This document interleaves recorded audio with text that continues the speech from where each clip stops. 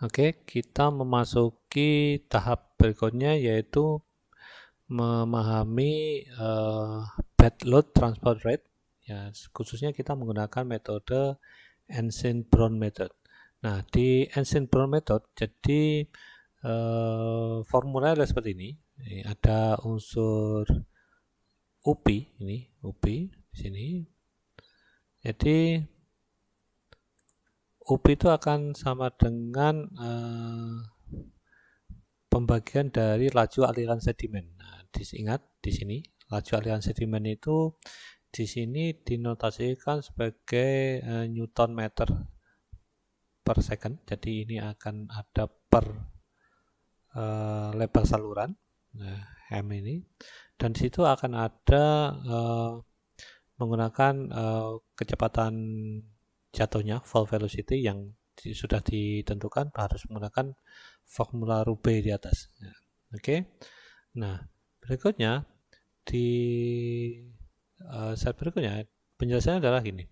Pada saat nilai UP itu ditentukan berdasarkan fungsi dari shield parameter.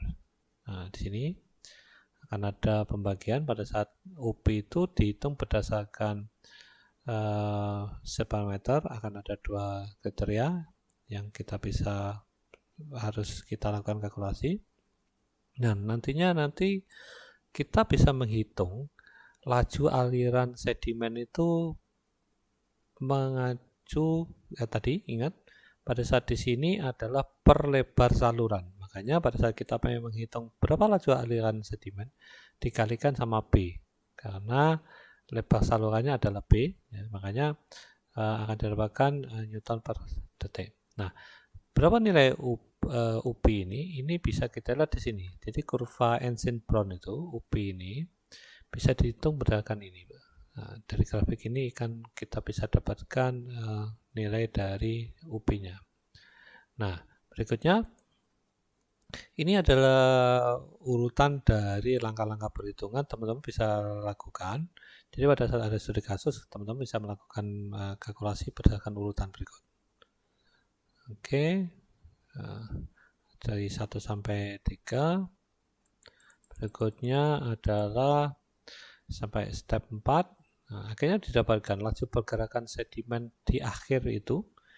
Jadi dikali dengan lebar saluran. Jadi intinya setelah lebar saluran segini akan didapatkan laju aliran pergerakan sedimennya berapa. Seperti itu.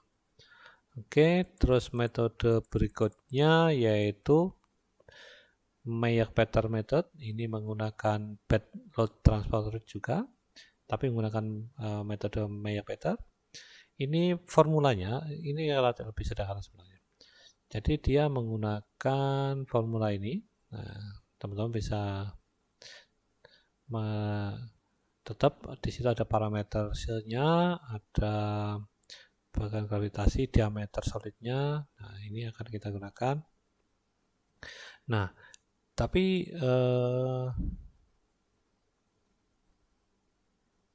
ini metode perhitungan ini untuk sedimen dengan ukuran terdistribusi dan laju pergerakan sedimennya meter kubik per second akan sama dengan metode Ensign-Brown. Nah, oke, kita memasuki mode transport berikutnya. Jadi kita sudah melakukan pemahaman pada saat bed load transport rate, jadi yang berada transport sedimen yang berada di dasar dari aliran. Nah, bagaimana kalau sedimen tersebut secara aliran dia tersuspensi atau solution berada di atas ini. Jadi metodenya berikutnya adalah ini suspended load transport rate. Nah, ini hanya menggunakan satu metode, yaitu metode Pizzuto method. Jadi formulanya ada seperti ini. Jadi sebelum kita melakukannya, kita harus bisa mampu menghitung adalah konsentrasi sedimennya. Dalam bentuk ppm seperti ini, dengan formula seperti ini, dengan juga persamaan-persamaan parameter yang ada di bawah ini. Dan kemudian kita bisa melakukan kalkulasi dengan rumus ini. Nah, Jadi ingat, ini perhitungannya juga perhitungan per lebar saluran. Jadi pada saat kita ingin menghitung berapa total sedimen transport, maka akan perlu dikalikan dengan lebar dari saluran.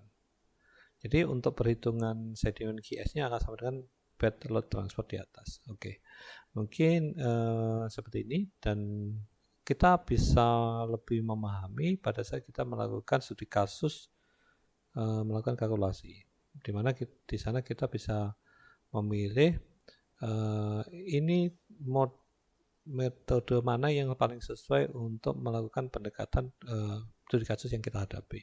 Oke, terima kasih. Semoga teman-teman dalam kondisi sehat walafiat dan selalu dalam lindungan Allah. Terima kasih.